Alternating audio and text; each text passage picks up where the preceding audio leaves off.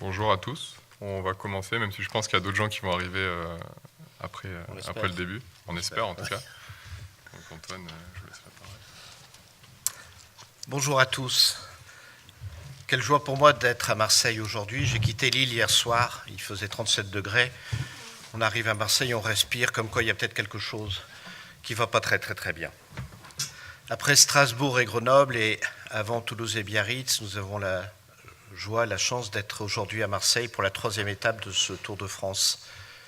Le Pacte mondial France, le Global Compact France, aujourd'hui à 1250 adhérents, dont 850 PME. Et c'est ces 850 PME qui nous ont fait réfléchir et qui nous ont donné l'idée de créer cette section PME qui a elle-même mis en place le Tour de France PME. Et je remercie Florian, je remercie Nicolas qui devrait être là, qui prennent en charge ce Tour de France et tout ce qui concerne les PME. Puisque j'en suis au remerciement, je souhaite absolument remercier le forum, alors je ne sais pas si on dit Reset ou Rosette ici à Marseille, je ne sais pas, l'un et l'autre. Bon. Donc je ne saurais pas. L'Adréal de la PACA qui sont coordinateurs de cet événement. Je remercie particulièrement également Sylvain Boucheron de BL Evolution qui va animer cette conférence. Je remercie également la CPME PACA pour la diffusion de des invitations pour cet événement. Et merci aux intervenants, Madame Loriot et Monsieur Rondeau du CGDD, Monsieur Brice Lalonde, que je ne présente plus bien entendu, Monsieur Berardi de Thalasia Énergie et Monsieur Cadéja de l'Adréal PACA. Et un merci tout particulier à Monsieur Laplot d'Alteréo qui a initialisé cette réunion. Voilà. Donc je laisse la parole à Florian. Je vous souhaite une excellente matinée. Je regrette que tout le monde ne soit pas arrivé, mais ça va venir. Bonne journée.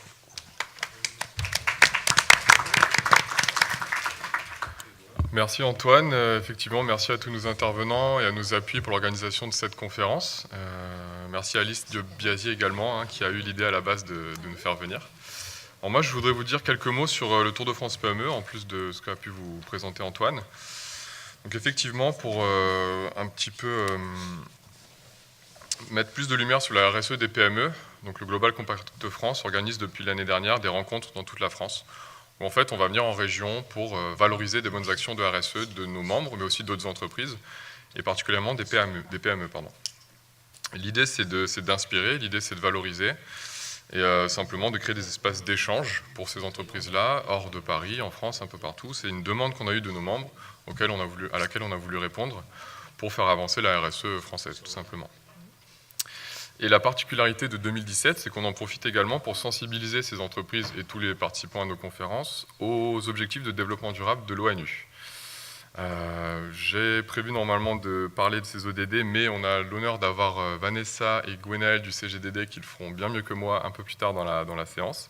Donc je vais passer rapidement ce slide.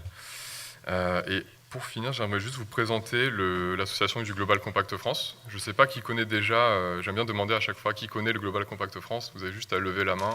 Si vous ne levez pas la main, c'est pas grave. Donc c'est pas trop mal pour cette session-là. On a quand même une vidéo de quelques minutes que je vais me permettre de vous présenter pour vous expliquer tout ça.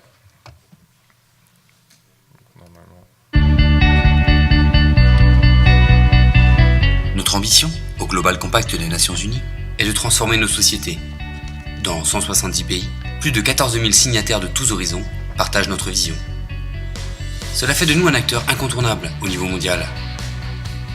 Concrètement, le Global Compact est un cadre universel d'engagement basé sur 10 principes. Chaque dirigeant s'engage à les intégrer dans son organisation et à les promouvoir dans sa sphère d'influence. Périodiquement, l'organisation partage ses progrès à travers une publication en toute transparence avec ses parties prenantes. Plus de 90 réseaux déploient et traduisent l'initiative en fonction des enjeux locaux. Le Global Compact France est le relais local officiel en France. Nous rassemblons plus de 1200 participants, ce qui nous permet de fédérer et de mobiliser sur l'ensemble du territoire. Nous vous offrons un cadre, des outils et un accompagnement pour construire et déployer votre démarche. Au sein de notre communauté, inspirez-vous les uns des autres et partagez vos meilleures pratiques. Faites reconnaître votre engagement et bénéficiez de notre appui pour valoriser vos actions et faire entendre votre voix. N'attendez plus, rejoignez-nous. Voilà, donc Global Compact France, une communauté d'entreprises engagées en RSE, engagées pour les ODD, un sous-réseau que j'anime, donc le réseau des PME, avec l'aide d'Antoine. Donc n'hésitez pas, on a un stand au niveau des exposants, on est le stand numéro 1, donc c'est le premier, vous ne pouvez pas le rater. Si vous voulez plus d'informations sur les actions de notre association, on sera ravis de répondre à vos questions. Je vais maintenant enchaîner en laissant la parole à Sylvain pour cette conférence, donc, qui va parler plus particulièrement du capital naturel et de comment les entreprises peuvent s'en inspirer, s'en emparer, travailler responsablement avec pour avancer. Donc ça fait écho aux ODD numéros 6, 13, 14 et 15, qui seront bien sûr expliqués par le CGDD. Voilà, je laisse la parole à Sylvain, qui va pouvoir dérouler aux intervenants. Merci beaucoup, merci à vous de vous être relevé pour découvrir ce que sont les ODD 6, 13, 14 et 15 plus particulièrement, sans oublier évidemment le 7, le 5, le 11, le 1 et le 17. Mais dans le bon ordre, évidemment. Alors, le format de cette matinée, on va avoir 2 temps après l'introduction qui vient d'être faite. Donc, un premier temps de présentation avec la première prise de parole par Vanessa Loriou. Donc, vous êtes depuis plusieurs années au sein du ministère du Développement durable et depuis mai 2016, chef de la délégation développement durable au CGDD, donc le Commissariat général au développement durable. Et notamment dans votre portefeuille d'activité, vous avez le dialogue environnemental, la démocratie participative, la stratégie nationale pour la transition écologique et le développement durable, mais aussi les objectifs de développement durable, de leur petit nom, les ODD. Nous allons du coup revenir un peu plus en détail de ce que c'est que ces ODD, quels sont les liens avec les entreprises. Et pour ça, vous allez intervenir également avec Gwenaëlle Roudot. Gwenaëlle Roudot, vous êtes ingénieur des ponts, eaux et forêts, docteur polytechnique. Et aujourd'hui, vous êtes chargé de mission stratégique et veille et politique publique au sein du CGDD également. Alors dites-nous justement, qu'est-ce que sont les ODD et en quoi c'est un sujet qui doit préoccuper les chefs d'entreprise qui sont avec nous ce matin. Merci. C'est bon pour voilà. Ouais, c'est la petite appel. Alors, est-ce que je peux te laisser là, merci.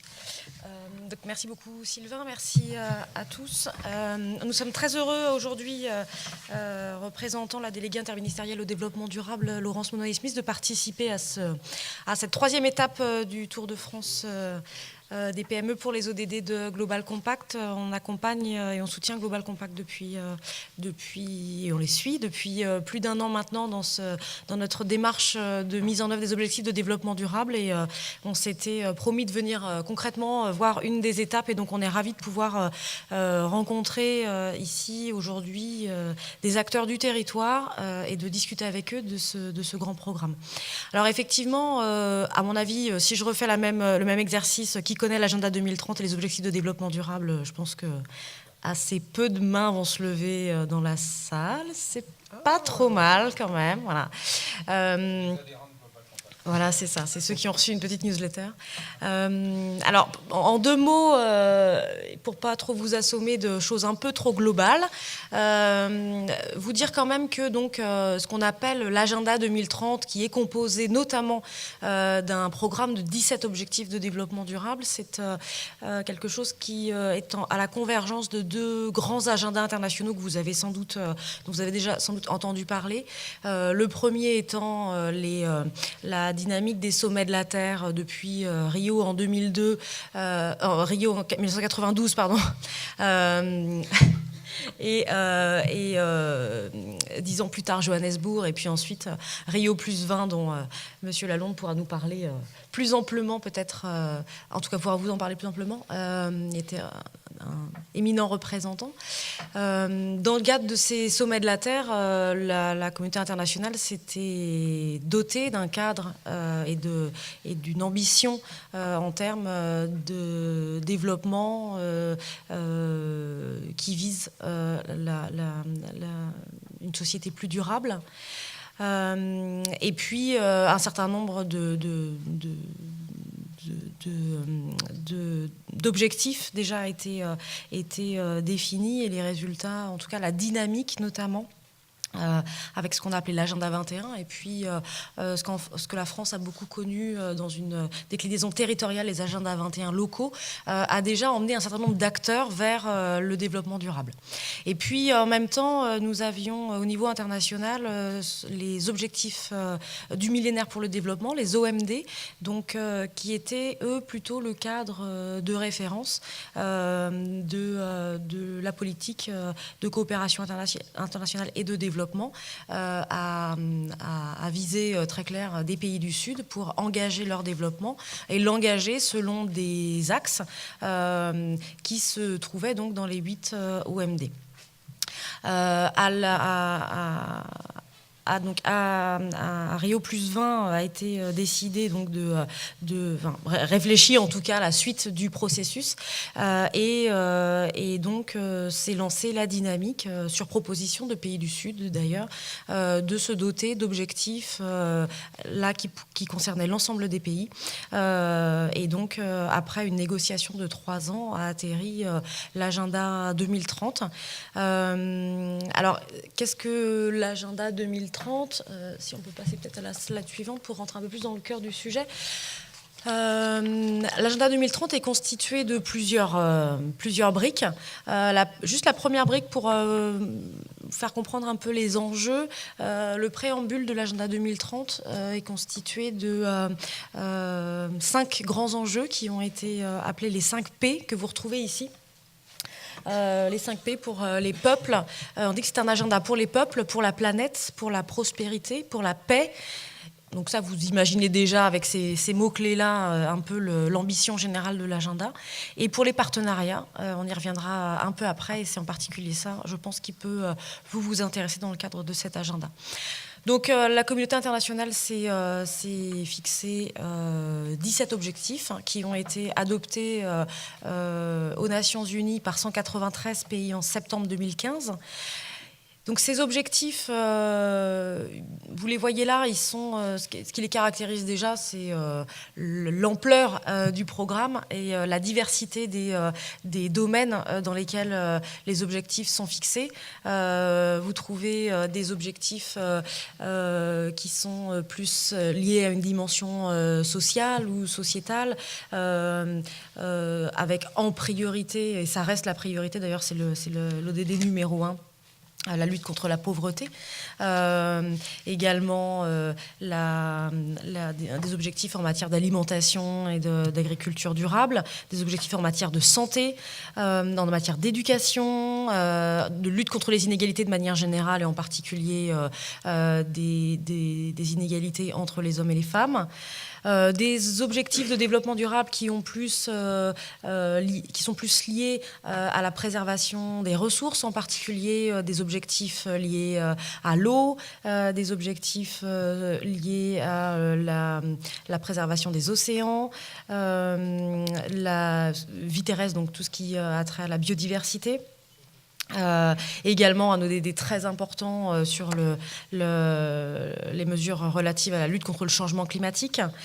Et puis des ODD qui peut-être des ODD qui résonneront un peu plus à vos oreilles, qui sont plus liés à la sphère, on va dire, économique, peut-être entrepreneuriale également, avec, par exemple, l'ODD 8 sur le travail décent et croissance économique. Un ODD important, même si ces contours sont pour l'instant assez flous, et c'est justement intéressant d'y travailler pour croiser les thématiques, l'ODD 9, sur les infrastructures et l'innovation, mais aussi des choses sur la ville durable, par exemple, etc. Et puis, un peu en chapeau de tous ces objectifs, des objectifs donc 16 et 17, 16 sur la paix, la justice et les institutions. Et donc là, on est sur une dimension plus citoyenne, on va dire, qui apporte en tout cas un éclairage un peu différent par rapport à ceux que j'ai pu citer auparavant. Et puis cet objectif 17 sur les partenariats, pour la réalisation de ces objectifs. Donc cet objectif 17 est particulièrement intéressant puisqu'il appelle en fait tous les acteurs qui vont mettre en œuvre cet agenda 2030 à agir de concert, à imaginer des solutions, des partenariats innovants pour faire en sorte que chacun, à la fois, se sente concerné et se sente acteur de la mise en œuvre de ces objectifs. Alors, ce que je pourrais juste ajouter, c'est que ce qui est un peu nouveau aussi dans cette... ce qui est assez nouveau et même très fondamental dans ces objectifs de développement durable, c'est le fait que c'est assorti d'un set d'indicateurs qui est important. L'ONU a aussi travaillé avec les États et la société civile, puisque c'est vrai que j'ai pas dit ce mot-là, mais la particularité de l'agenda 2030, c'est qu'il a été négocié en partenariat et en inclusion des parties prenantes de la société civile, et également la définition d'indicateurs qui vont permettre de mesurer les progrès et d'engager l'ensemble des États et des acteurs dans des processus de redevabilité, et donc c'est pas rendez-vous en 2030 et on voit comment est-ce qu'on a avancé, mais notamment on a tous les ans un forum politique de haut niveau à l'ONU à New York qui, en mois de juillet, donc le prochain va très prochainement se tenir, et qui engage l'ensemble des États à venir devant ses pairs à raconter la manière dont il s'y prend, dont il avance, les difficultés aussi qui peuvent se trouver. Alors avant de passer la parole à Gwenaëlle pour faire vraiment un zoom sur la manière dont vous, au sein des territoires, entreprises, collectivités, vous pouvez vous saisir de ces objectifs de développement durable. Je veux juste vous dire, selon nous, 3 enjeux qui sont particulièrement importants. D'une part, ce qui caractérise l'agenda 2030, c'est son universalité. Je le disais tout à l'heure, mais pour bien le rappeler, c'est des objectifs qui sont assignés et qui ont été portés à la fois par les pays du Sud et par les pays du Nord. Donc c'est l'ensemble de la planète, des peuples de la planète qui se fixent un même horizon. Et ça, c'est assez nouveau. Cette universalité, on peut la retrouver aussi à différentes échelles. Et quand on va beaucoup parler aujourd'hui de local, et l'idée c'est aussi de voir comment est-ce que en partant d'objectifs qui peuvent paraître un peu lointains, comment est-ce qu'on traduit ça aussi dans des problématiques qui sont très locales, qui sont vos problématiques quotidiennes de développement économique au niveau local, d'insertion, de problématiques d'insertion, etc. Le deuxième enjeu, c'est la transversalité, vous l'avez compris. Ce qui est très important dans ces 17 objectifs, c'est de ne pas les prendre un par silo, mais bien de les questionner et de les appréhender en faisant des croisements. Quand j'agis et je mets en œuvre des actions pour aller vers l'égalité homme-femme, en quoi est-ce que ça vient toucher l'emploi, la santé, l'éducation, etc. Et puis dernière chose, parce que je vois que Sylvain commence à me regarder avec ses gros yeux. Il reste quelques minutes.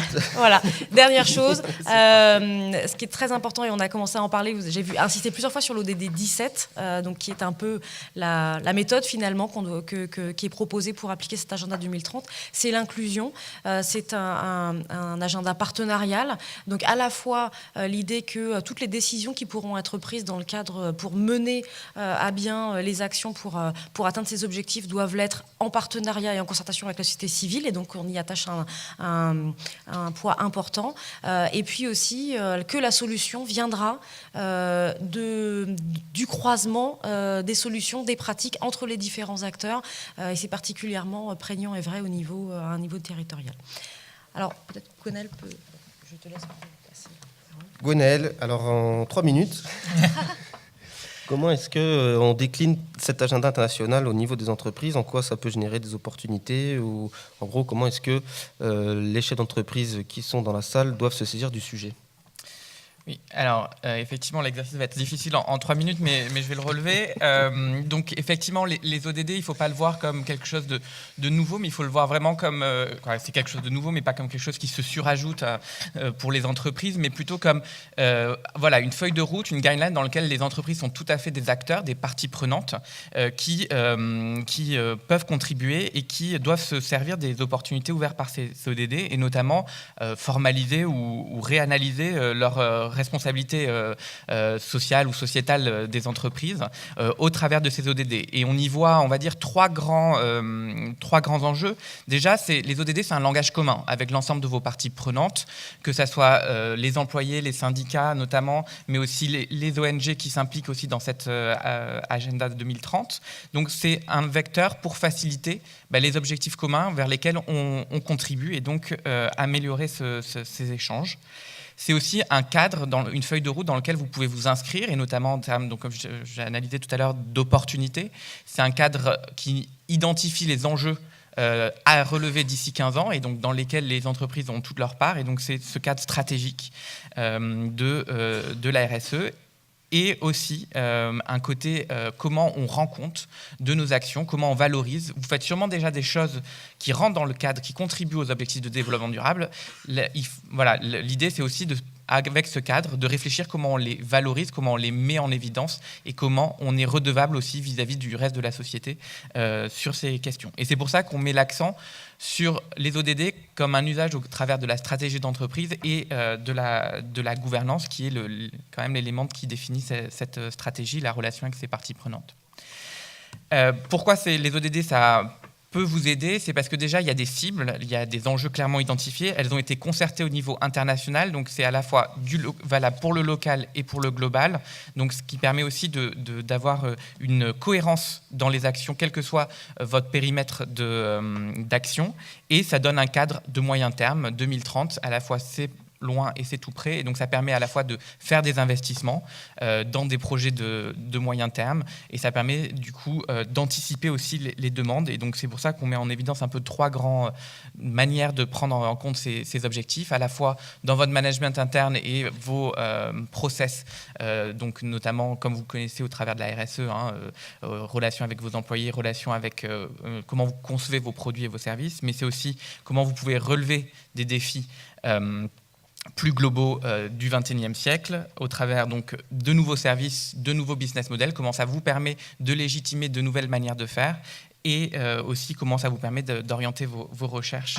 Et enfin, comme l'a vraiment insisté Vanessa, et c'est vrai que c'est un élément important, c'est comment cette dynamique des ODD vous permet de faire des partenariats créateurs de valeur avec d'autres types d'organismes, entre entreprises bien sûr, mais entre collectivités et entreprises, entre associations et entreprises, entre bien sûr les pouvoirs publics et les entreprises. Et c'est bien dans cette dynamique-là qu'on se situe et dans lequel on met en place ce plan d'action national sur les ODD, et qu'on instille aujourd'hui cette dynamique et qu'on veut que l'ensemble des acteurs s'en saisissent et soient capables de s'en saisir.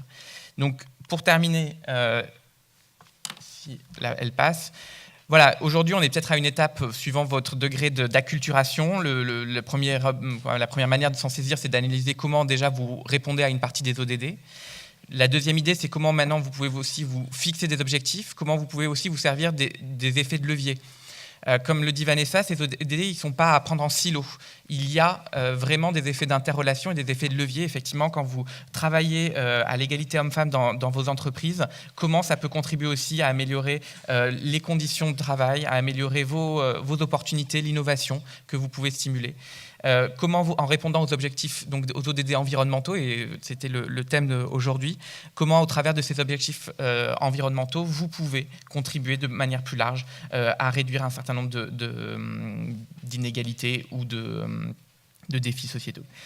Il y a différents outils qui sont à votre disposition. Global Compact en a produit. Vous aurez une plaquette qui se trouve à l'entrée qui vous permet aussi d'avoir un premier panorama de ce que c'est que les ODD. Là, je vous ai donné aussi une idée de comment on pouvait diffuser. Donc, on s'est permis de prendre un exemple, par exemple, Pernod Ricard qui a fait une visualisation de comment il contribuait aux ODD. C'est bien aussi l'idée de dire comment on permet, au travers de cette communication, de diffuser cette culture des ODD comme cadre stratégique. Et voilà. Et pour finir, je voudrais juste signaler qu'en partenariat donc, avec BL Evolution et Global Compact, on mène une étude sur l'implication des entreprises aux ODD et que vous pouvez donc remplir un questionnaire, notamment pour valoriser vos initiatives et commencer à vous positionner sur les ODD. Et donc c'est un questionnaire qui sera ouvert tout l'été et en septembre, pour l'anniversaire des ODD, l'étude sera publiée. Voilà, merci beaucoup.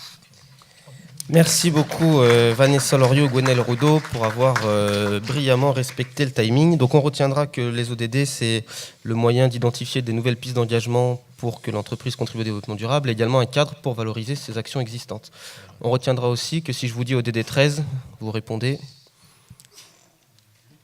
climat, bien sûr. Merci beaucoup. Donc pour ceux qui n'ont pas la réponse, vous pouvez prendre les documents, les brochures proposées par le ministère de l'environnement, enfin de la transition énergétique, transition écologique et solidaire, pardon, et d'ailleurs qui a bénéficié de 2 secrétaires d'État depuis hier soir. Vous avez tous suivi l'actualité. Alors en parlant de ministre, je me tourne vers Brice Lalonde. Donc Brice Lalonde, vous avez été ministre de l'Environnement de 88 à 92. C'était préhistorique. Préhistorique, peut-être. Mais en tout cas, sur les sujets d'actualité, vous avez été ambassadeur pour le climat de 2007 à 2011. Et vous êtes maintenant sous-secrétaire général de l'Organisation des Nations Unies. Et vous avez notamment coordonné la conférence des Nations Unies sur le développement durable de Rio plus 20, donc qui se tenait en 2012 et qui a fait aboutir justement ces objectifs de développement durable. Et puis par ailleurs, vous êtes également président de l'Académie de l'eau et président du Climate Business Summit. Également conseiller du Global Compact. Ma feuille était trop petite pour pouvoir mettre tous vos titres. Mais du coup, aujourd'hui, on voit que c'est une dynamique qui est quand même un peu de long terme. Les ODD précisent le développement durable. Et du coup, comment est-ce qu'aujourd'hui, les entreprises peuvent se projeter? Comment est-ce que certaines ont réussi à s'engager? Et comment est-ce que les autres peuvent-elles le faire? D'abord, merci beaucoup de l'invitation. Merci au Global Compact. Quand on vous pose une question, en général, quand on a fait de la politique, on ne répond pas et on dit autre chose. Donc, c'est ce que je vais faire. J'arrive ici extrêmement frappé par la tragédie portugaise. 65 morts, je crois, dans un incendie de forêt absolument dramatique. Et je me suis dit, c'est un avertissement. C'est un avertissement pour toutes nous, dans la zone méditerranéenne. C'est un avertissement parce que nous savons dans les projections que d'ici à 2050, à peu près la moitié des landes et des forêts françaises seront soumises à ce risque incendie. Et évidemment, quand on parle de risque incendie, il faut penser tout de suite à l'eau, parce que c'est jusqu'à présent un des meilleurs moyens de prévenir les incendies et de les éteindre. Or, annonce hier ou avant-hier, les nappes phréatiques sont au plus bas en France aujourd'hui à l'orée de l'été. Et donc, chers amis, je ne sais pas, c'est comme les numéros de département, je ne les retiens jamais, donc les incendies de forêt, vous allez atteindre à la biodiversité et à la vie terrestre, comme on dit, et l'eau, évidemment, c'est l'ODD 6, je crois. Donc, on a donc là immédiatement quelque chose de très concret qui va nous tomber dessus ou qui risque de nous tomber dessus et pour lequel nous avons tous une responsabilité collective. Si vous avez des collaborateurs du personnel qui fument et qui sortent pour fumer, faites attention, mettez des cendriers. Enfin, tout le monde a quelque chose de très très simple à faire pour essayer de prévenir ce genre de risque. Pour parler de l'eau, chaque entreprise, vraiment, il y a tellement de choses à faire pour chacun d'entre vous. Aujourd'hui, nous sommes en train de réfléchir au stockage de l'eau de pluie, par exemple. Chaque entreprise peut commencer à stocker de l'eau de pluie, peut faire attention. Chaque entreprise peut mettre des compteurs. La société Sopiquet, par exemple, dans chaque atelier, elle donne un papier en disant « Voilà la consommation d'eau de l'atelier de la veille. Essayez de faire mieux aujourd'hui, etc. » Il y a 1000 petites techniques simples sur lesquelles vous pouvez contribuer à économiser l'eau, à faire attention. Et n'oubliez pas que l'eau, ce n'est pas simplement l'eau qui arrive, c'est aussi l'eau qui s'en va. Et donc, surtout, s'il vous plaît, le lavage à grande eau. Avant de faire le lavage à grande eau, ramassez les saloperies. Ne comptez pas sur l'eau pour ramasser toutes les saletés. D'abord, nettoyer à sec, ensuite laver. Et puis, des tas de choses comme ça qui sont très simples. Demandez à vos collaborateurs de ne pas enlever les grilles, parce que ça retient les déchets. Donc, si vous les laissez partir, ils vont aller partir dans l'autre, ça va saloper. Toutes petites choses très simples partout. C'est la même chose pour l'énergie, vous le savez aussi bien que moi. Vous savez que quand vous avez du tartre dans les résistances, vous avez 30% de consommation d'énergie en plus, donc il faut détartrer. Tout ça, c'est des petites choses que tout chef d'entreprise doit savoir, parce que c'est vraiment... Ça se paye l'eau, ça se paye l'énergie, et donc vous allez de toute manière contribuer à tout ça. Bon, j'étais en effet à Rio et tout ça, et la question de l'eau, par exemple, c'est très préoccupant, parce que comme vous le savez, annonce qui a été faite ce matin à la télévision, on va arriver à 10 milliards, enfin 9 milliards et demi d'individus en 2050, c'est ce qui est prévu par les Nations Unies, avec l'Inde qui va dépasser la Chine, etc. La quantité d'eau à la surface de la planète est la même, parce que c'est la même eau que tout le temps qui est recyclée, etc. Mais comme il y a de plus en plus d'humains, ça veut dire que la quantité d'eau par être humain va diminuer. Donc ça, c'est inexorable. Donc comment on fait? Alors, il y a des endroits où il n'y a pas d'eau, vous le savez aujourd'hui. Il y a des migrations, il y a un changement climatique. Vous avez des terres qui vont devenir de plus en plus arides. Vous allez avoir des conflits. Il y a déjà des conflits entre les éleveurs et les agriculteurs. Ces gars-là vont partir. La mer est en train de monter par ailleurs. Donc tous ces gars-là, ils vont aller où, etc. Et donc toutes ces questions sont des questions extrêmement préoccupantes. Et si vous avez, dans le domaine de l'eau, des idées géniales, parce qu'il y en a, de temps en temps, vous avez des start-up. Vous savez, tout d'un coup, j'ai trouvé un moyen de mettre une espèce un gel, voilà, un rétenteur d'eau, gel, etc., qui peut rester jusqu'à 3 ans dans le sol. Vous allez pouvoir, etc. Il y a des tas d'innovations tout le temps. Il y a même j'ai vu un petit groupe de petits jeunes qui a inventé l'eau à boire dont on peut manger l'enveloppe. C'est-à-dire qu'au lieu d'avoir une bouteille en plastique, on a un petit truc, une petite bulle comme ça. Notamment, ce sont les gens qui courent le marathon qui ont commencé à faire ça. Hop, vous mangez votre enveloppe après, c'est de l'algue, ça se mange, etc. Donc, il n'y a plus de déchets, etc. Sans arrêt, il y a des innovations, des choses extraordinaires, si vous voulez, qui vont nous aider à régler les problèmes. Vous savez que dans la question de l'eau à l'échelle mondiale, c'est l'agriculture qui est la plus grande consommatrice d'eau, parce qu'on fait un peu n'importe comment, et donc il faut inventer d'autres systèmes, il faut faire du goutte à goutte, il faut réduire cette part, etc. Et de plus en plus, il faut réutiliser l'eau. Moi, je rêve, par exemple, dans la zone méditerranéenne, puisque maintenant, on a des stations d'épuration obligatoires partout, qui vont quasiment rendre de l'eau aussi propre, quasiment, qu'à l'entrée. Pourquoi l'acheter, cette eau? Gardons-la, faisons des retenues collinaires, essayons de recharger les nappes, essayons de mouiller les sols, etc., précisément pour essayer de lutter contre les risques d'incendie. Donc, il y a 1000 choses à inventer sans cesse, si vous voulez, pour essayer de régler tous ces problèmes. Je ne veux pas être trop long. La vérité, c'est quoi? C'est qu'on s'est aperçu aujourd'hui que la nature, le capital naturel, parce qu'on parle de capital, il faut faire des choses un peu économiques comme ça, la nature est notre capital le plus précieux. Avant de partir pour Rio + 20, justement, j'étais à New York, aux Nations Unies, et il y avait un grand titre dans les journaux. Les chauves-souris américaines sont malades. Pas les Européennes, c'est un coup de chance là. Et qu'est-ce qu'elles ont? Elles ont une espèce de mycose. Et alors l'article disait, ça va coûter très cher aux agriculteurs. Mais pourquoi? Parce que les chauves-souris bouffent les insectes, tiens, tout simplement. Et donc, s'il n'y a plus de chauves-souris, du coup, il va falloir acheter de plus en plus de pesticides pour tuer les insectes. Et donc, voilà pourquoi, quand j'étais maire de ma petite commune en Bretagne, on a aménagé les blocos que les Allemands nous ont laissés. Ce n'était pas forcément un truc formidable, mais du coup, ce sont devenus des habitats de chauves-souris. Donc, maintenant, on a fait notre petite quote-part. Et si vous avez dans votre grenier des chauves-souris, essayez de trouver un moyen de les aider.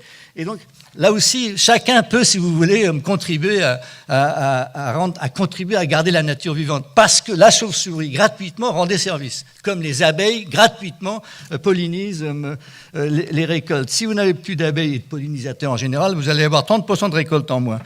Et donc, tout d'un coup, on s'est rendu compte que l'abeille rendait service à l'économie, mais elle le faisait gratuitement. Comment est-ce qu'on peut faire? Donc, faire attention de ne pas tuer les abeilles, etc. Et donc, maintenant, vous avez des boîtes, des sociétés qui ont des ruches et qui, par exemple, le personnel commence à prendre des leçons d'apiculture pour entretenir ces ruches.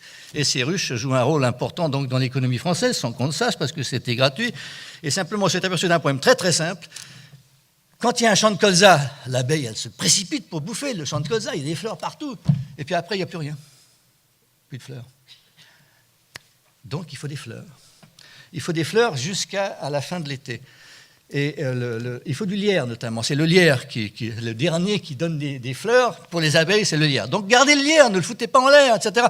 1000 détails de ce genre-là, si vous voulez, qui aident votre entreprise, votre site, etc., à faire le job. Et donc, il n'y a rien de plus passionnant que d'essayer de voir... Alors, les 17, il y en a beaucoup. Hein. Donc, il ne faut surtout pas que vous perdiez de vue votre business, d'abord votre business, mais vous voyez qu'il y a 1000 choses que l'on peut faire en même temps, et on peut même orienter en quelque sorte le job de son entreprise, demander au personnel de vous aider. Et quand on discute avec les entreprises, les grandes et les petites, il y a quelques grandes entreprises ici que je salue, le problème numéro 1, ce sont les fournisseurs. Ah oui, les fournisseurs, on ne sait pas ce qu'il faut, donc comment on fait? Alors donc, il faut essayer de demander aux fournisseurs, vous pouvez donner un petit coup de main. Tiens, monsieur Dupont, quand vous allez livrer, là, si vous pouviez prendre peut-être un camion qui consomme un peu moins, ou je ne sais quoi. Enfin, voilà, il y a toutes sortes de discussions passionnantes qu'une entreprise peut mener. Donc moi, je ne veux pas rester trop longtemps. Je voudrais simplement vous dire que dans mon expérience de militant écolo, puis de ministre, puis de tout ce que vous voulez, j'ai découvert qu'à la fin, les entreprises étaient les plus sérieuses et les plus organisées, et que quand une entreprise s'engage pour faire quelque chose, à la différence d'un gouvernement, elle le fait. Voilà. Merci beaucoup Brice Lalonde. Et donc si vous avez dans votre jardin un blocos, gardez-le, c'est important pour les chauves-souris. On vous retrouvera tous les trois tout à l'heure pour la séance de questions-réponses. Et j'appelle sur scène alors Grégoire Caléja, Patrick Bérardi et Christian Laplot, si vous voulez bien nous rejoindre. Le temps de changer. Merci, à tout de suite.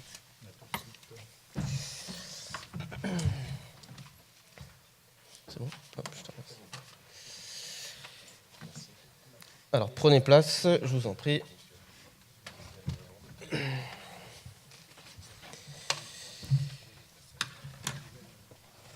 Merci. Voilà. Hop, dans l'autre sens, c'est parfait. Merci beaucoup de nous avoir rejoints. Alors, pour démarrer cette deuxième partie d'atelier, nous allons avoir des retours d'expérience. Du terrain, si on peut dire. Alors tout d'abord, Grégoire Caléja, vous avez été directeur général de l'ADEME PACA de 2000 à 2012. Régional, pardon. Enfin, oui, l'ADEME PACA. Vous êtes aujourd'hui chef de projet économie verte et RSE, rattaché au directeur de l'ADREAL et de la directe de PACA également. Alors dites-nous aujourd'hui, de votre point de vue, sur l'ensemble de la région, en quoi vous avez pu créer, vous, une dynamique sur ces questions de RSE, de capital naturel ? Quelles actions vous avez pu mettre en place ? Est-ce que vous trouvez que la mobilisation des entreprises est aujourd'hui suffisante ? Ça fonctionne, oui. Donc, je ne vais pas raconter tout ce qui se passe en PACA parce que ça me prendrait 20 minutes, mais sachez qu'on est une région où on a de longue date travaillé sur la RSE, y compris d'ailleurs quand j'étais encore à l'ADEME. Donc aujourd'hui, on a quand même un vivier d'entreprises en PACA qui, proportionnellement à d'autres régions, est quand même assez impliqué dans la RSE, soit parce qu'elles ont suivi des actions collectives, soit parce qu'elles ont suivi ce qu'on appelle le programme performant et responsable PACA. Donc vous pourrez savoir exactement ce que c'est, puisqu'il y a un stand spécifique qui est dédié à ce programme d'accompagnement.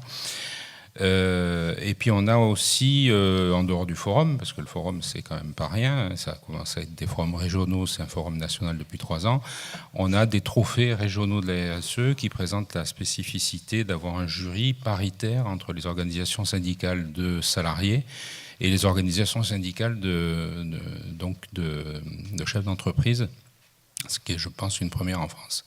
Donc tout ça, mis l'un dans l'autre, on a à peu près un vivier de 350 à 450 entreprises qui sont soit engagées, soit qui sont déjà très très impliquées dans la RSE, qui mettent en place beaucoup d'actions, dont certaines, bien évidemment, s'inscrivent dans les ODD.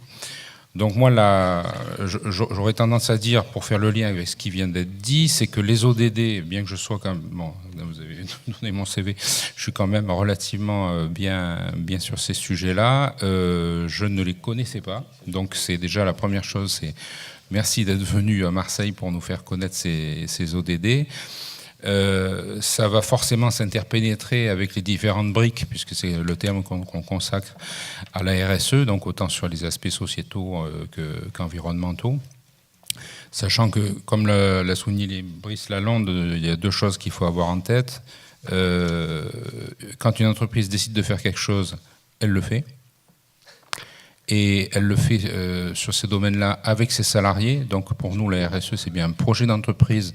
Et d'ailleurs, quand on voit les gens qui se font remettre les trophées chaque année, il arrive assez souvent que l'ensemble des salariés de l'entreprise montent sur scène avec le patron pour recevoir le prix, ce qui est quand même ce qui montre bien qu'il y a une implication forte des salariés. Et la deuxième, c'est bien évidemment que ces ODD, comme les différentes briques de la RSE, peuvent être applicables ou pas, ou moins, suivant l'activité de l'entreprise et son environnement. Donc moi, ce que je ferais comme proposition qui peut être mise en œuvre assez rapidement, c'est que sur ce vivier d'entreprises, donc je répète à peu près 450, qui sont vraiment, je dirais, au travail ou qui ont déjà des politiques RSE affirmées, dont j'ai découvert d'ailleurs qu'un certain nombre étaient adhérents de Global Compact, on puisse être le relais de ces différents objectifs de développement durable qui vont s'interpénétrer avec ceux qu'ont pu choisir les entreprises sur la RSE et en faire tous les bénéfices. Un des bénéfices que j'ai noté, c'est ce que vous appelez reportage en français, ce qu'on appelle reporting d'habitude, c'est le reporting auprès d'autres choses que les actionnaires, puisque les rapports extra-financiers d'abord sont limités aux entreprises de plus de 500 personnes, ce qui n'est pas non plus le cœur de cible des entreprises de PACA, on a beaucoup de TPE. Donc c'est de le faire savoir à toutes leurs parties prenantes. Donc je crois que la formalisation de ce qu'on fait vis-à-vis des parties prenantes dans un document qui, si j'ai bien compris, est consolidé au niveau de Global Compact et peut être aussi, comment dirais-je, connu, enfin peut être lu par des clients, des fournisseurs, etc., enfin tout l'environnement des entreprises, ça me semble une chose capitale en dehors je dirais, du contexte et de la finalité de ces différents objectifs. Donc moi, première réaction, c'est ça. C'est, je pense qu'il y a un manque de connaissances. Bon, c'est pas étonnant non plus puisque c'est récent. Hein. C'est un manque de connaissances des entreprises de ces ODD. Et puis donc c'est une nécessité de voir comment ça peut s'intégrer, s'impliquer dans leur démarche plus générale de RSE. Donc vous êtes sur une région qui bouge beaucoup sur la RSE, donc on peut se proposer donc à la fois l'État, donc Dreal Direct que je représente, mais dans le partenariat régional, on a évidemment la région, on a la chambre de commerce et d'industrie régionale et on a la chambre des métiers de l'artisanat régional. On doit s'ouvrir à la chambre régionale d'agriculture et à la chambre régionale d'économie sociale et solidaire. Donc on a une force de frappe assez importante pour faire passer ces concepts et ces idées. Après, charge à nous de voir les modalités selon lesquelles on fera passer ces différentes informations et l'intérêt qu'a souligné Brice Lalonde à l'instant. Parfait, merci beaucoup pour cette entrée en matière sur le territoire PACA. Alors maintenant, Patrick Bérardi, vous êtes chez Engie depuis 2002, aujourd'hui directeur général de Thessalia, donc depuis 2014, qui s'occupe notamment, vous êtes responsable notamment d'un réseau de chaleur et de froid lié à l'eau de mer. Donc on est en plein dans une activité qui s'appuie sur le capital naturel. Est-ce que vous pouvez commencer peut-être par nous présenter en quelques mots votre activité, son lien justement avec le capital naturel, en quoi c'est vraiment important et c'est au cœur de votre business. D'accord. Donc Thessalia est un projet porté par le groupe Engie depuis les années 2010 et qui a vu le jour en 2014 et qui est un projet assez particulier puisqu'il s'agit de la création d'un réseau de chaleur et de froid. Alors, quelques mots en préambule. Il y a beaucoup de réseaux de chaleur en France, quelques réseaux de froid, mais peu de réseaux de chaud et de froid. Donc Thessalia est un réseau qui produit simultanément du chaud et du froid sur le quartier d'Euroméditerranéen. Ensuite, donc, pour fixer les idées, un réseau de chaleur et de froid, c'est un système de production centralisée d'énergie qui permet de supprimer les installations autonomes de chaud et de froid. Un gros bâtiment qui se raccorde sur un réseau n'a pas besoin de prévoir ses installations de chaleur ou de froid. Donc ça, c'est vraiment le premier point. Ensuite, le deuxième point, c'est vraiment être dans la loi de transition énergétique, puisqu'elle prévoit la multiplication par 5 de l'énergie renouvelable dans les réseaux de chaleur. Donc l'idée est venue assez rapidement, c'est de produire l'énergie donc centralisée à partir de l'eau de mer. C'est une technologie que le groupe avait déjà développée à Barcelone, à Lisbonne, pour faire du froid. Et donc là, l'innovation a été de faire du chaud et du froid simultanément à partir de l'eau de mer. Donc l'usine Thessalia est sur le port de Marseille, au niveau du Mol d'Arin, en face de la Marseillaise pour les Marseillais. Donc on pompe de l'eau de mer, on prend le chaud et le froid, on la rejette, on peut en parler sur les impacts environnementaux, ça rentre dans des machines, et ensuite par le biais d'un réseau donc de tuyaux dans la ville, on alimente sur le périmètre d'Euroméditerranéen environ 500 000 m² de bâtiments, à terme. Aujourd'hui on est à 200 000 m², ça va se développer sur 500 000 m². Ce type de production nous permet aujourd'hui d'avoir 70% d'énergie renouvelable.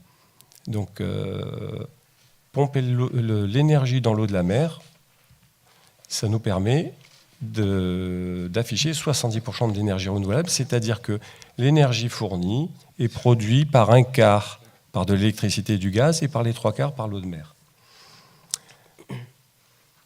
Je pourrais parler des avantages un peu plus tard, je ne vais pas être trop bavard. On reviendra justement sur effectivement les avantages et puis vous avez soulevé les impacts sur l'environnement.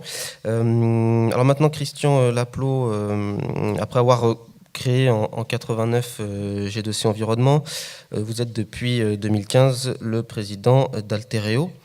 Vous êtes également coprésident du groupe de travail sur l'eau au sein du comité stratégique des éco-industries de l'eau. Vous êtes également président d'honneur des EA Éco-entreprises et enfin cofondateur avec EA du pôle de compétitivité sur l'eau. Aujourd'hui, en quelques mots peut-être pour présenter un peu plus en détail votre activité, en quoi le capital naturel est vraiment un enjeu majeur pour vos activités? Écoutez, merci de cette introduction. Merci aussi à Global Compact d'avoir pris l'initiative avec ma collaboratrice Alice de Biasi de faire cette étape ici. Dans notre entreprise, qui existe depuis 1989, donc depuis 28 ans, on est essentiellement des ingénieurs à l'origine. Donc il y en a toujours beaucoup, on est 180.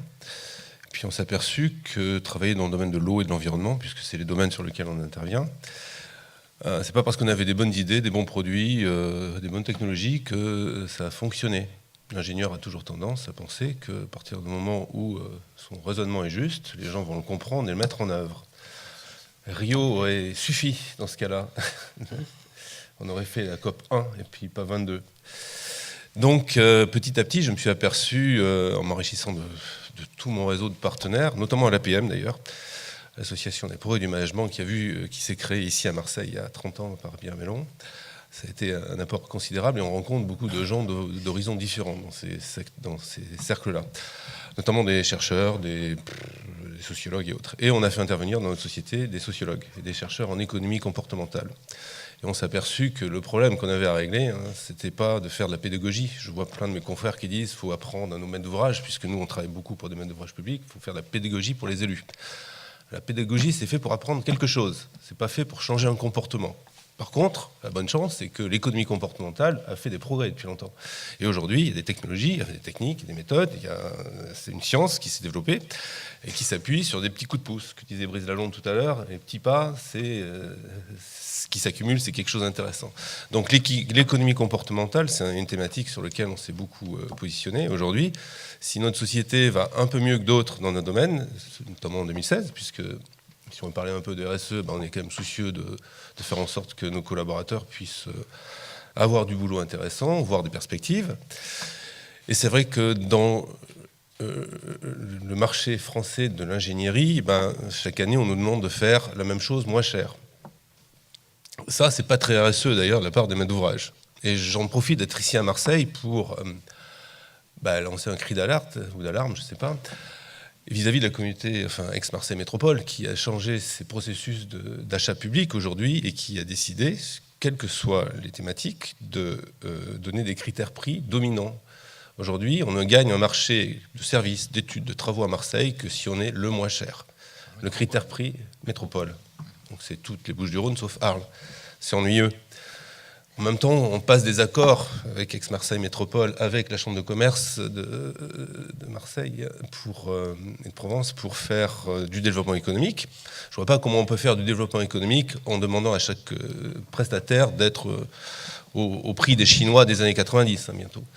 Donc, il y a un comportement collectif qu'il faut changer. C'est pas simplement ce que je dis ici qui va le changer, puisque c'est presque un peu agressif, mais il faut qu'on soit en mesure de faire changer des comportements. Donc la baseline de notre société, aujourd'hui, c'est passer de l'idée au comportement en matière d'environnement. Ça, c'est l'acte fondateur qui date de quelques années, mais qui n'est pas tout à fait le début.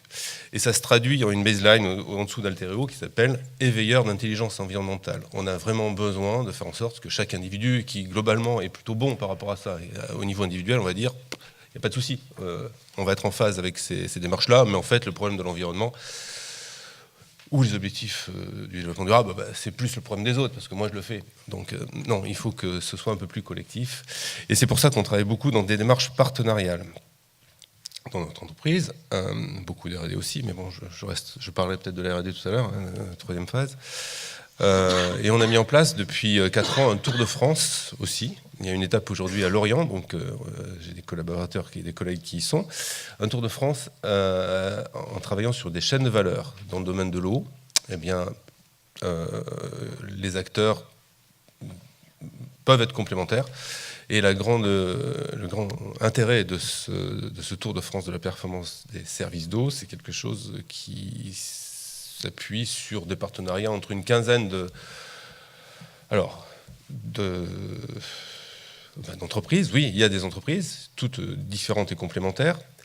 L'administration y est, les agences de l'eau sont présentes, la Caisse des dépôts est là, et c'est quelque chose qui permet à nos clients qui sont des maîtres d'ouvrage, qui ont des différents partenaires, aux agences de l'eau aussi, de promouvoir leur message, à la Caisse des dépôts de pouvoir promouvoir le fonds d'épargne. Il y a beaucoup d'argent qui existe et beaucoup de collectivités qui pensent qu'il n'y a plus d'argent en France. Le biais cognitif est fort. Et alors qu'on a démontré avec vos collègues du CGDD, du ministère de l'écologie et de la Caisse des dépôts, que l'offre de financement pour les collectivités dans le secteur de l'eau en France était 5 fois supérieure à la demande. Voilà. Donc il y en a beaucoup d'étapes à franchir. Mais l'idée importante que je voulais faire passer, c'est ça, c'est passer de l'idée au comportement. C'est pas simplement un raisonnement qui va le faire, c'est des petits pas. Et on a les sciences humaines et sociales qui viennent en appui très fort, des sciences plus dures, mais qui n'ont pas de sens si elles ne sont pas accompagnées par ces sciences humaines et sociales. Merci beaucoup Christian Laplaule. On retiendra qu'on n'a pas de problème d'argent, pas de problème d'idées, mais un problème de les comprendre et de les mettre en œuvre. Patrick Bérardi, on l'a un petit peu sous-entendu là, dans votre introduction. Donc vous avez évoqué avoir une interaction très forte avec le capital naturel. Est-ce que vous pouvez parler un peu plus de vos impacts, surtout des actions que vous avez pu mettre en place justement pour réduire vos impacts et puis plus largement vos actions sur la RSE? D'accord. Oui, surtout que c'était un domaine que moi personnellement je ne connaissais pas, puisque nous on fabrique de l'énergie. Donc pomper de l'eau de mer, c'était quand même un point d'interrogation, notamment sur tout l'ensemble des enjeux qu'il fallait respecter. Finalement, ça a été assez simple. L'Adréal a un service qui s'appelle la DDTM, la Direction départementale des territoires et de la mer, qui, dans le cadre de la loi sur l'eau, nous a assistés dans cette démarche. Pomper de l'eau de mer pour en tirer son énergie, puisqu'on ne touche pas l'eau en fait. On ne transforme pas l'eau, on la rejette ou plus chaude ou plus froide. On a 3 contraintes à respecter. La première, c'est qu'on ne doit pas rejeter l'eau à un delta de température de plus de 5 degrés. Le deuxième, quelle que soit la période de l'année, on ne doit pas rejeter l'eau à plus de 30 degrés. Et on doit aussi vérifier l'impact biologique au niveau du rejet, puisque quand vous rejetez de l'eau de mer, ou plus chaude ou plus froide, il y a un impact biologique sur la biodiversité. Et donc là, on a pris un bureau d'études, en accord avec la DDTM, qui vérifie une fois par an l'impact, qui est uniquement un panache thermique, qui va vérifier l'impact sur la biodiversité de notre rejet. Mais il faut bien voir qu'un rejet thermique, même pour une usine comme Tassalia qui va fournir 20 MW de chaud, 20 MW de froid, au bout de 10 mètres, l'impact thermique est dilué. Dans l'eau de mer, il est annulé. Et donc là, le suivi biologique, c'est assez simple. Hein. Vous avez un plongeur c'est sous-traité à un bureau d'études spécialisé qui vient faire l'état des coquillages, qui vient faire l'état des poissons, qui vient vérifier. Là, je vais peut-être avoir besoin le pélagos et le. Donc il y a 2 termes. Vous avez le pélagos et le benthos. Voilà, tout à fait. C'est-à-dire une colonne d'eau qui va vérifier les micro-organismes dans l'eau plus les micro-organismes dans les sédiments au fond. Voilà, c'est en dehors de ça, c'est vraiment un bureau d'études spécialisé. Qu'est-ce que je peux dire de plus là-dessus ? Si je voulais rebondir sur une chose, puisque on prend l'eau de mer dans le port de Marseille, Et la première constatation qu'on a faite, puisque nous, l'eau, donc on la prend, on la filtre avant de l'envoyer dans les machines, c'est que l'eau dans le port de Marseille est plutôt propre. La vie est assez... il y a pas mal de vie dans le port de Marseille. Les fonds sont assez sales quand même. Il y a pas mal de cochonneries au fond. Le fond est à 9 mètres, mais l'eau est assez propre. Il y a beaucoup de vie. Alors, ce que m'expliquaient les biologistes, c'est que comme c'est un endroit qui est protégé, les poissons viennent se reproduire dans le port. Voilà, ça c'était pour la petite anecdote. Oui, avec un enjeu en France sur les aires marines protégées, hein, on est le deuxième espace maritime au niveau mondial, avec les Outre-mer notamment. Et donc il y a beaucoup d'actions. Je pense que d'ailleurs il faudra peut-être rebondir à la fin, peut-être sur la reproductibilité de ce type d'installation de production de chaud et de froid à partir de l'eau de mer ou de l'eau douce, pour justement effacer, et ça je voudrais peut-être juste dire deux, trois points. Le fait de faire de l'énergie à partir de l'eau de mer, quand on a maîtrisé les impacts environnementaux, ça présente pas mal d'avantages. Bien sûr, le taux d'énergie renouvelable, mais sur un centre-ville comme Marseille, faire du froid avec l'eau de mer, ça participe à la baisse de l'îlot de chaleur, ça participe à la suppression de toutes les tours aéroréfrigérantes, donc de tous les problèmes de légionelle, la suppression bon, je rentre dans le technique, mais la suppression des fluides frigorigènes qui détruisent la couche d'ozone. Ils sont un peu moins mauvais, mais en tout cas, le fait d'avoir une production centralisée permet déjà de les localiser, bien sûr, et puis de limiter le taux de fuite. Hein. Voilà. Merci beaucoup. Alors, Christian Laplot... Excusez-moi, c'était juste pour terminer sur un point aussi environnemental, c'est que faire du froid à partir de l'eau de mer, c'est aussi effacer de l'électricité. Puisque quand on fait du froid, c'est 100% d'électricité. Quand vous faites du froid avec 70% d'énergie renouvelable, il n'y a uniquement que 20% ou 25% d'électricité qui permettent à faire 100% du froid. Voilà. Parfait, merci beaucoup pour ces précisions. Alors Christian Laplot, justement, vous l'avez un petit peu évoqué tout à l'heure, vous avez une démarche interne sur la RSE, et puis dans votre activité, vous avez des actions on peut considérer comme positives pour l'environnement. Quand on a préparé cette table ronde, vous m'avez dit, une de nos activités, c'est de rechercher les fuites, par exemple, dans les réseaux d'eau. Donc si vous pouvez nous en dire un petit peu plus sur aujourd'hui, quelle est votre contribution au maintien du capital naturel, et puis comment est-ce que vous avez mis en place, justement, au centre, je dirais, de votre démarche RSE, les enjeux de la nature et du capital naturel. D'accord, ça c'est tout notre métier effectivement. Donc on n'est pas une entreprise comme les autres, hein. On est spécialisé dans le secteur de l'eau et de l'environnement. Donc toutes nos actions par nature sont dédiées à l'environnement.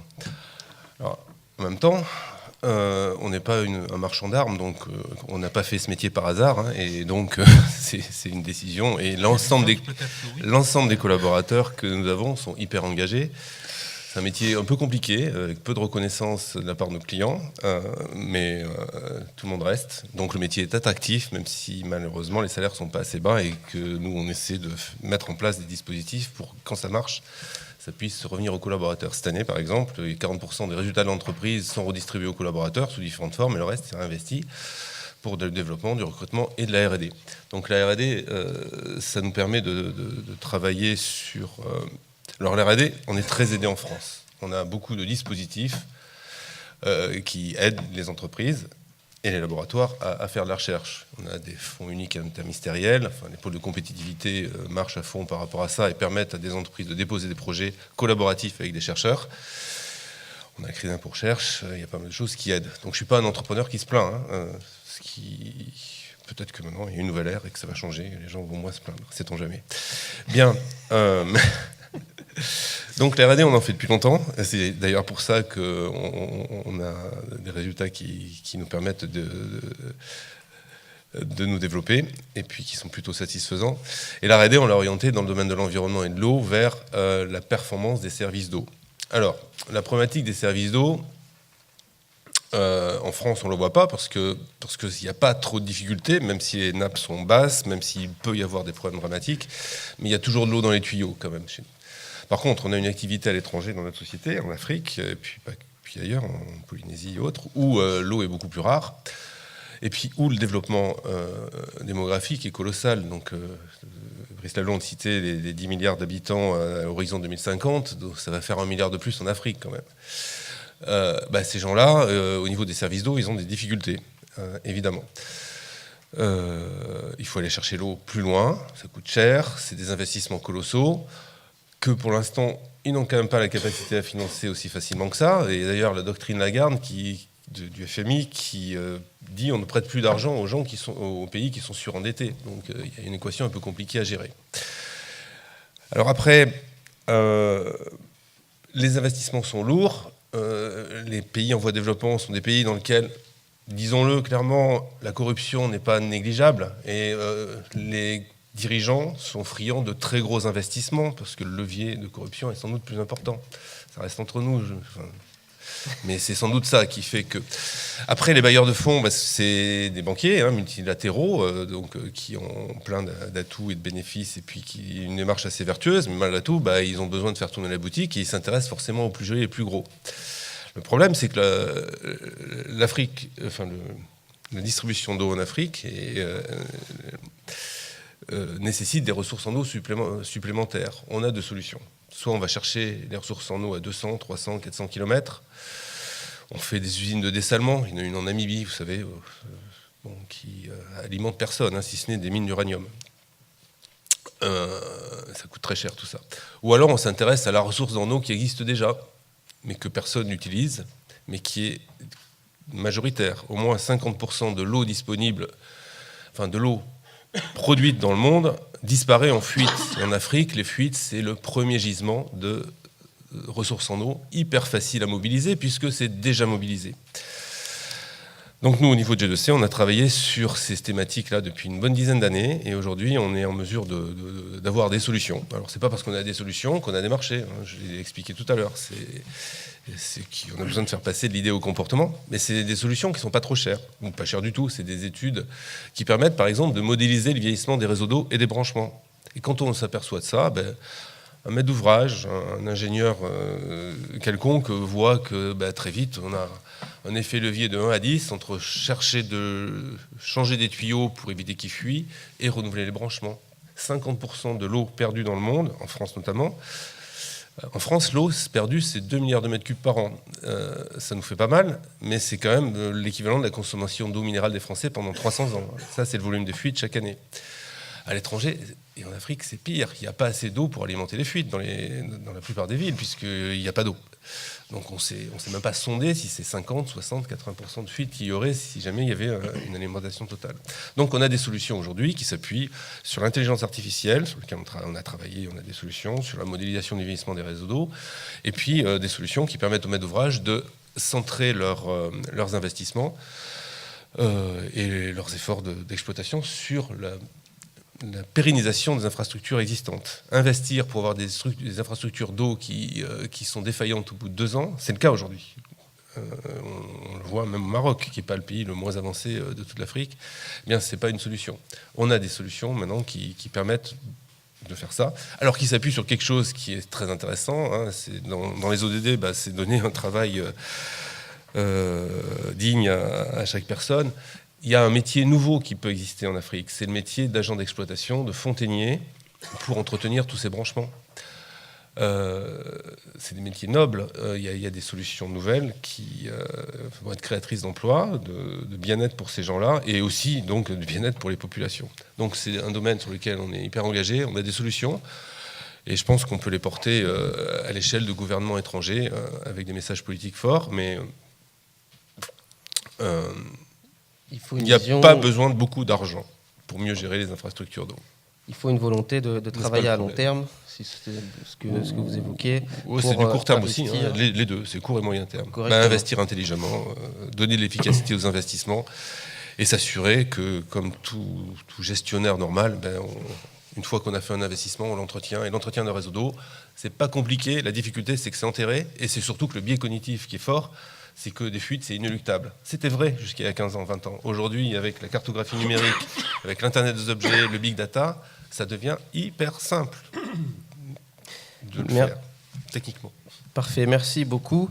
Et alors, on a évoqué la lutte contre la corruption. Sachez que c'est dans les ODD, c'est même l'ODD numéro 16, pour ceux qui souhaitent travailler. travailler sur ce sujet-là. Grégoire Cadéja, on avait évoqué en préparation de cette table ronde également des problématiques liées aux filières, puisqu'aujourd'hui, ça a été un petit peu évoqué par nos 2 intervenants précédemment, il y a des solutions qui existent, mais une problématique, c'est comment est-ce qu'on leur fait trouver un débouché, comment est-ce qu'on fait en sorte qu'il y a des offreurs de services qui se développent sur les territoires, et je crois que la région a des actions à ce niveau-là.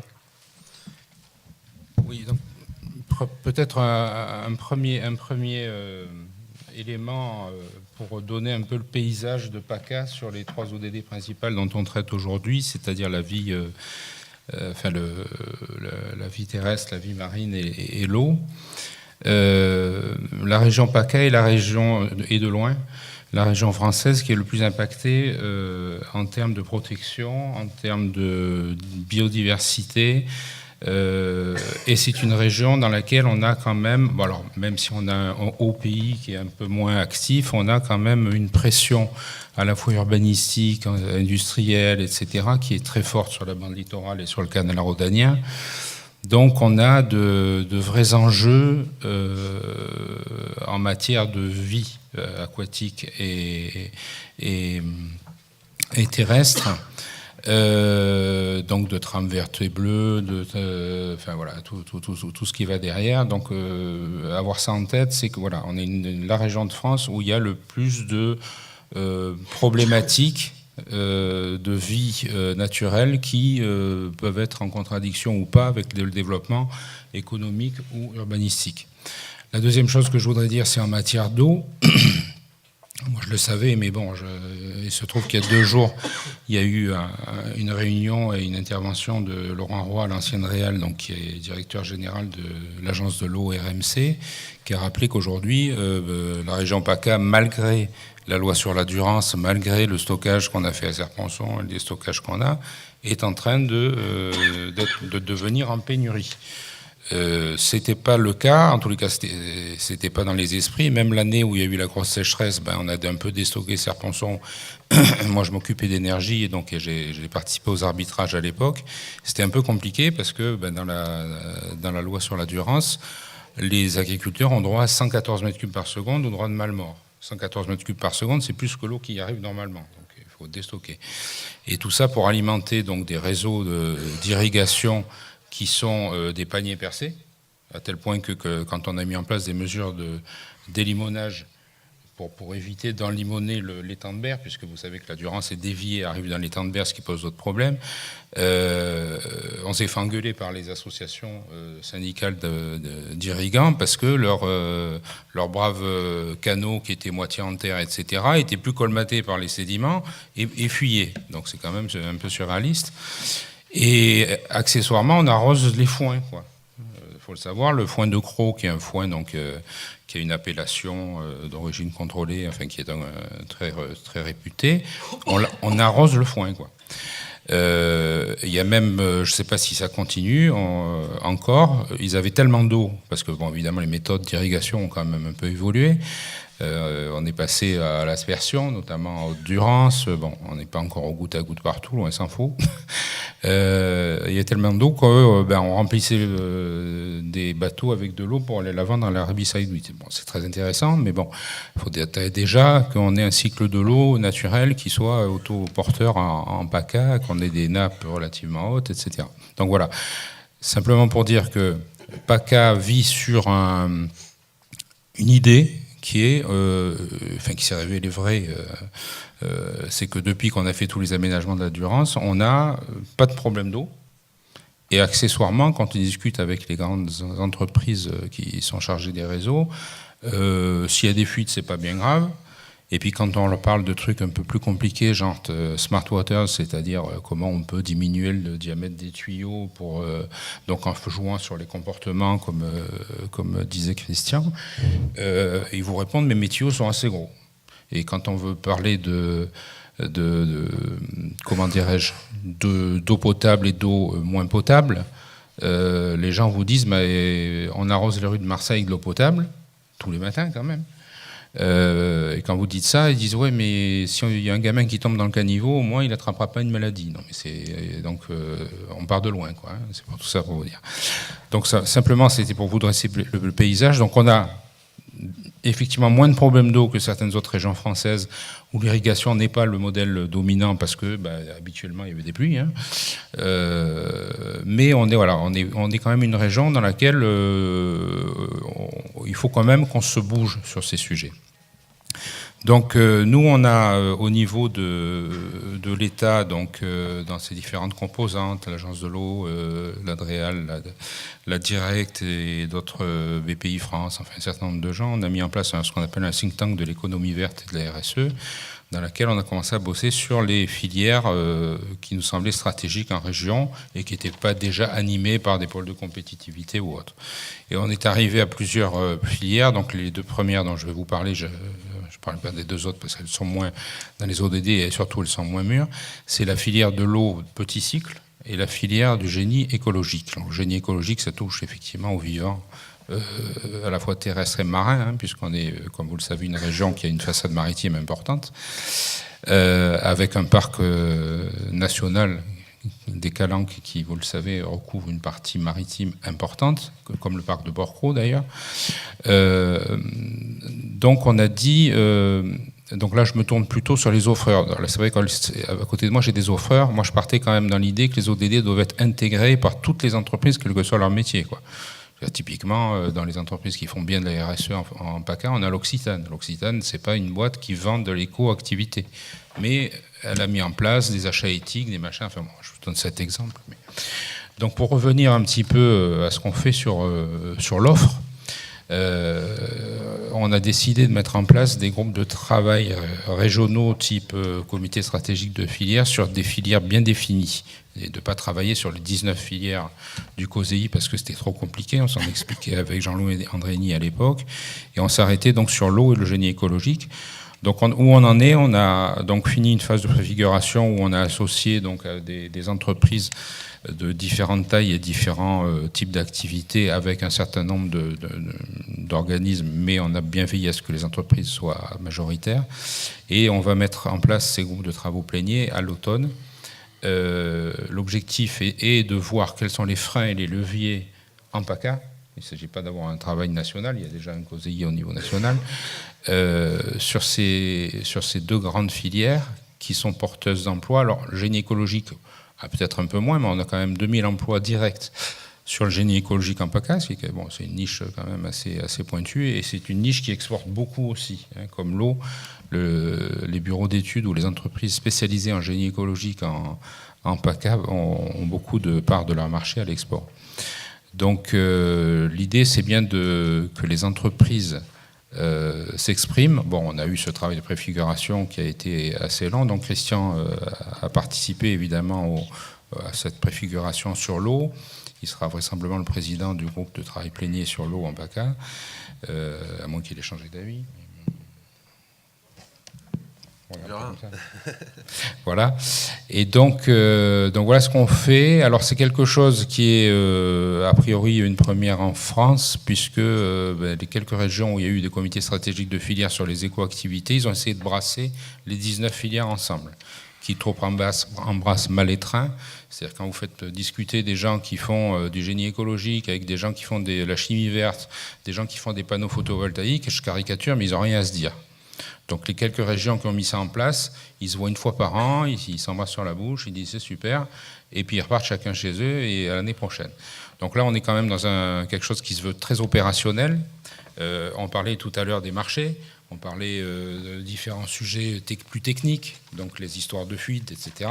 Donc on va travailler avec les maîtres d'ouvrage, etc., de façon à voir comment augmenter l'activité, puisque nous la finalité c'est bien l'activité, les éco-activités qui sont, à mon sens, parce que moi, il se trouve qu'avant d'être à l'ADEME, j'ai travaillé en développement économique, j'ai été délégué à la recherche et à la technologie, à l'époque où il y avait les bulles sur les nouvelles technologies de la communication et sur les biotechnologies. Là, on a, je me suis malheureusement convaincu, je suis désolé, on a sur les éco-activités un champ de développement économique qui est en général relativement peu exportable. Je veux dire, c'est des activités de proximité, donc, et donc générateurs d'emplois. Et bon, je ne vous ferai pas un dessin, mais les écoactivités sont quand même des secteurs qui ont des taux de croissance qui ne sont pas du tout ceux des activités traditionnelles. Donc, c'est des secteurs porteurs en général. Donc voilà, nous, l'idée, c'est de faire en sorte que sur ces 2 premières filières, on a 2 autres en tête juste derrière, on puisse mettre autour de la table principalement les chefs d'entreprise, les maîtres d'ouvrage. Comme disait Christian, il y a aussi un vrai problème de pédagogie et de changement de comportement des maîtres d'ouvrage. Il se trouve qu'on a des universitaires, en PACA d'ailleurs, qui travaillent beaucoup sur les changements comportementaux, sur l'aspect sociétal. Donc on va mobiliser aussi. Et donc voilà un petit peu le chemin qu'on est en train d'accomplir sur ce sujet. Parfait, merci beaucoup. On retiendra donc que préserver l'environnement, ça crée de l'emploi. Voilà une idée qui devrait plaire à Emmanuel Macron et Nicolas Hulot. S'ils nous entendent, il est au courant, Nicolas Hulot. Eh bien, c'est parfait. Ça devrait avancer dans le bon sens. Alors, Patrick Bérardi, en une phrase de conclusion, en quoi les ODD, ça peut générer du business ?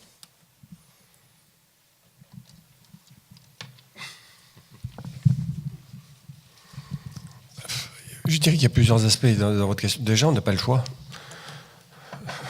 Enfin, que ça soit en tant qu'employé d'une grosse société ou que citoyen, de toute façon, on n'a pas le choix. Donc, c'est aussi un choix de travailler dans l'eau ou dans l'énergie. Ce sont des domaines où, si on ne va pas vers les ENR, si on ne va pas sur la réduction de consommation d'eau, il n'y a pas de cohérence, quoi. Il faut être cohérent.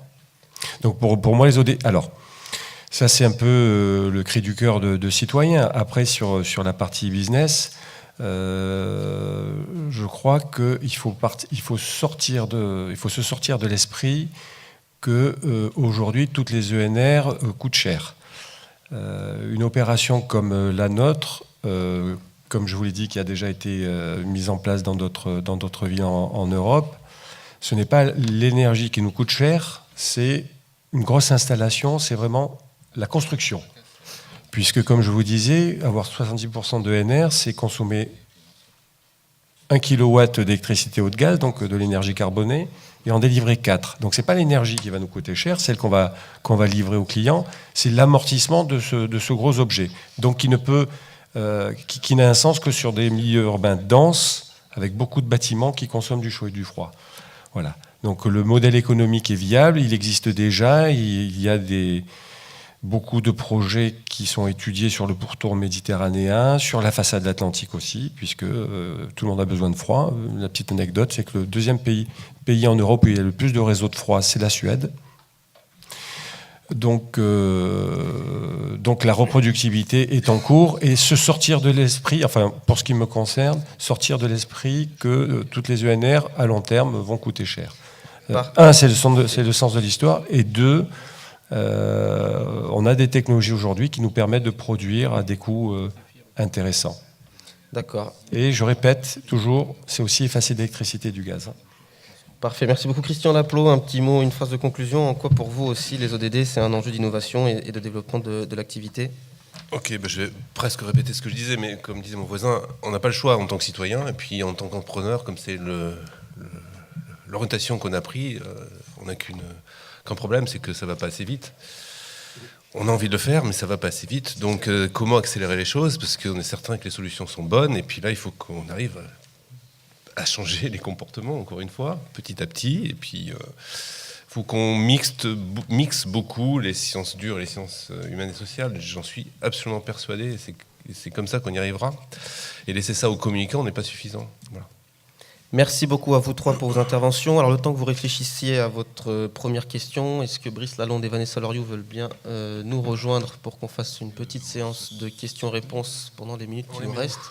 Normalement, on a assez de place. J'en ai une à côté de moi. Il doit y avoir une chaise ici.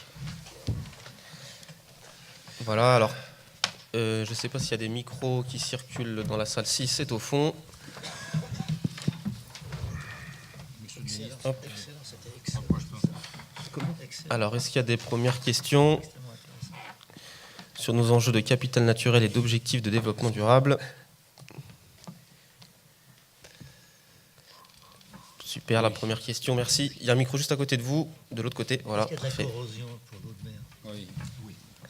Ça, c'est la contrainte majeure. Bonjour. Alors, je formule ma question. Allez-y, parlez fort pour qu'on vous entende. J'ai une entreprise de fruits et légumes bio de circuit court sur la région. Et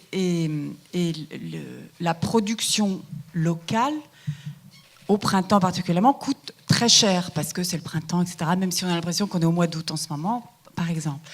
Et ce qui permet à l'économie de tenir, la mienne petite là aujourd'hui, ce sont les personnes suffisamment aisées pour se régaler en abondance de cerises à 12 € le kilo, par exemple. Et eux ont les moyens de permettre à l'économie de se maintenir. Et donc, je voulais rebondir sur Christian Laplot qui disait les marchés publics s'appuient sur des prix de la Chine des années 90, etc. Donc ça redit, c'est pas ça que tu... Si, c'est voilà. une image, mais oui. Oui, c'était une image, mais ce que je veux dire, c'est que la population aujourd'hui, donc je rebondis aussi sur le besoin d'informer, enfin bon, la responsabilité citoyenne individuelle permet que les outils politiques, administratifs, etc., se mettent en place et pallient à ce retard institutionnel pour que, quand tout cela sera en place, l'agriculture soit toujours là, l'eau soit toujours là, etc. Voilà, donc c'était pas vraiment une question, c'était... on a tous besoin, d'être là et d'être acteurs. Et il y a des acteurs plus ou moins rapides, qui permettent d'actionner et on n'a pas les mêmes outils. Les politiques, en effet, c'est plus long à mettre en place. Et heureusement qu'il y a le citoyen qui permet beaucoup de choses, de court-circuiter beaucoup de choses. Merci. Donc un appel à tous les acteurs pour se mobiliser en faveur des solutions pour le développement durable. Est-ce qu'il y a une autre question ou intervention? Oui. Oui, allô? Oui. Oui, je voudrais poser une question par rapport à la fiscalité. En tant que chef d'entreprise, est-ce que vous avez des messages à faire passer finalement au pouvoir public pour dire que si vous vous engagez dans le développement durable, alors à travers les ODD ou en intégrant le capital naturel, vous devriez pouvoir bénéficier de facilités en quelque sorte? Est-ce que c'est quelque chose qui est porté par... vos organisations, le Compact France, etc. Alors, qui veut répondre à la question de la fiscalité? Est-ce que déjà il y a des avantages dont vous bénéficiez? Alors, je ne peux pas répondre sur toutes les questions, mais en tous les cas, ce sont les entreprises elles-mêmes, par exemple, lorsque nous avons travaillé sur le climat avec les entreprises, qui ont dit il nous faut un prix du carbone.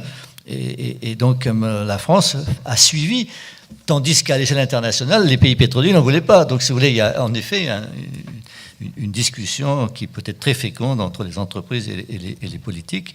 Ça ne marche pas à tous les coups, bien entendu. Parce que si vous avez une taxe ou un prix du carbone, alors du coup, vous pouvez avoir un renchérissement d'un certain nombre de services et des choses comme ça. Donc les politiques sont toujours un petit peu hésitants, mais bien entendu, ces incitations sont très importantes. Alors pour le capital naturel, je ne sais pas encore où on en est.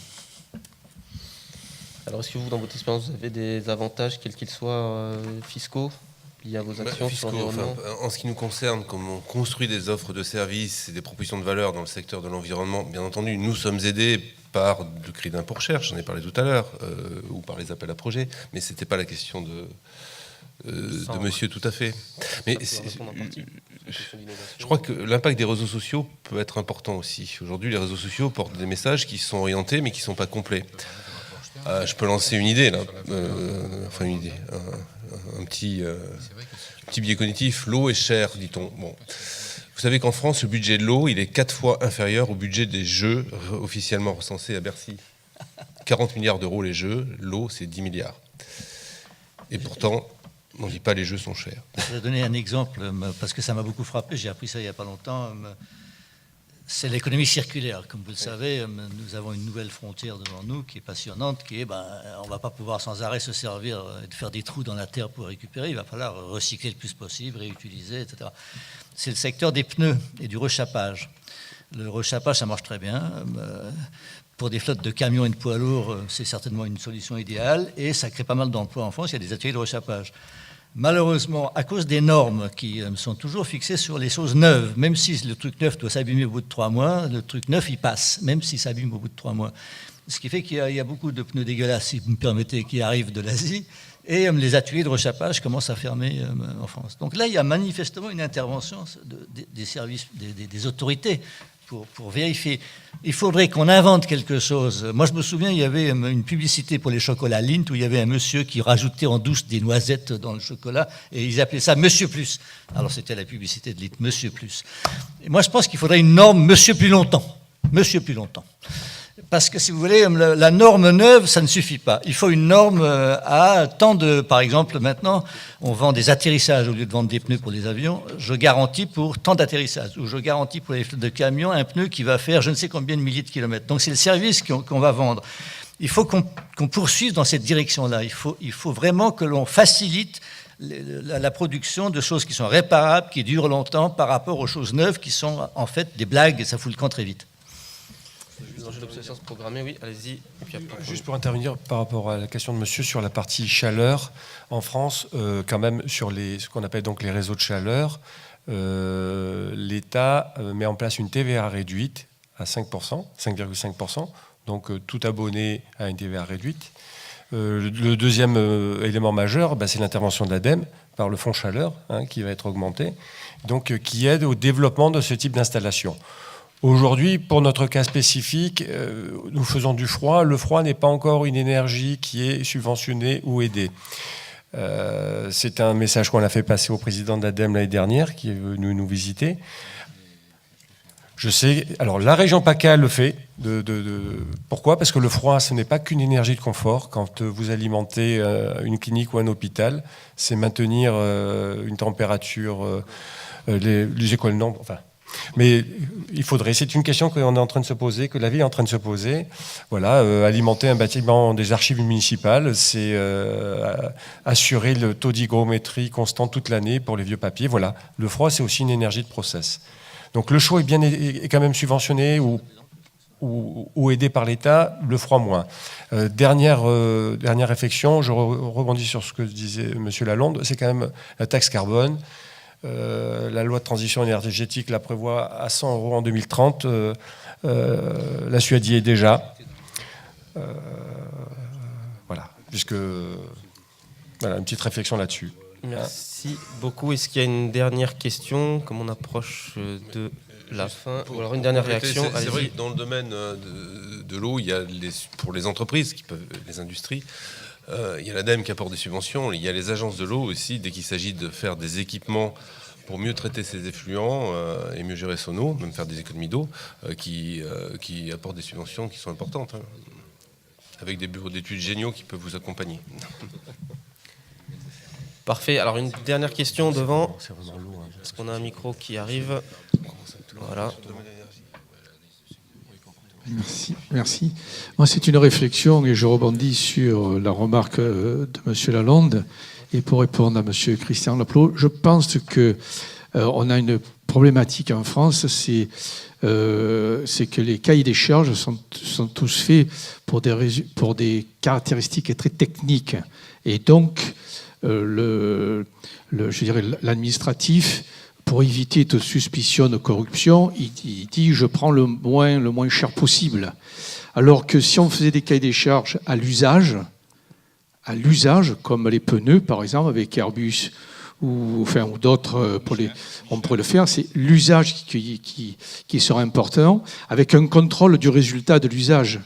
Et là, on pourrait faire ces cahiers des charges, ce ne serait pas compliqué à faire, ils seraient toujours à jour, parce qu'on demanderait aux soumissionnaires d'apporter des solutions pour un certain résultat, une certaine quantité, un certain délai, et après, c'est aux professionnels, à l'équipe de professionnels qui garantit ce résultat, contrôlé par l'administratif. Moi, je pense qu'il y a vraiment une réflexion à se faire. Parce que si on veut tirer vers le haut et tirer l'excellence, parce qu'on a des entreprises extrêmement performantes, mais qui, pour performer, vont à l'étranger, puisque en France, c'est le cahier des charges et le résultat, c'est au moins cher. Donc, il vaut mieux aller travailler ailleurs que de travailler en France. Donc, on tire la qualité vers le bas en France, alors qu'on a des leaders mondiaux dans l'eau, dans l'énergie et autres. Et je trouve que c'est un peu dommage. Il faudrait réfléchir. Je vais dans le sens de M. Lalonde. Ça existe. Il y a des marchés qui existent comme ça, surtout dans le domaine militaire d'ailleurs. Pourquoi ne pas faire ce qui se fait bien chez les militaires, par exemple, pour le faire sur le public? Ce serait, je pense, une solution. Merci. Juste j'ai pas la réponse à toutes vos questions, mais peut-être pour vous signaler en tout cas, et que je me permettrai du coup de porter aussi vos remarques à ce niveau-là, que le commissariat général au développement durable est chargé de piloter le plan administration exemplaire, et notamment à ce titre-là, est l'interlocuteur de la direction des achats de l'État, et porte ces problématiques de meilleure intégration du caractère durable des achats dans le collectif interministériel. Donc ce que j'entends là aujourd'hui, en tout cas je pourrais me permettre de le relayer à la commissaire générale. Merci beaucoup. Le message a donc été entendu. On me fait signe que nous approchons de la fin de cette séquence. Donc on retiendra que les objectifs de développement durable est un nouveau cadre qui a été développé au niveau international, mais qui s'applique de manière très concrète au niveau des entreprises, en générant des opportunités d'affaires ou de business, que ce soit en France ou à l'international. Donc un sujet à regarder. Pour en savoir plus, vous pouvez retrouver sur le stand du Global Compact une publication, donc un guide sur entreprises contribuer aux objectifs de développement durable, et donc qui décrypte l'ensemble des ODD, les 17 ODD, sous la forme des enjeux, des opportunités et des exemples d'actions à mettre en place au sein de son entreprise. Merci à nos intervenants, Vanessa Loriot, Gwenelle Roudot, Brice Lalonde, Grégoire Caléja, Patrick Bérardi et Christian Laplot pour vos interventions. On peut les applaudir et à tout à l'heure pour la plénière.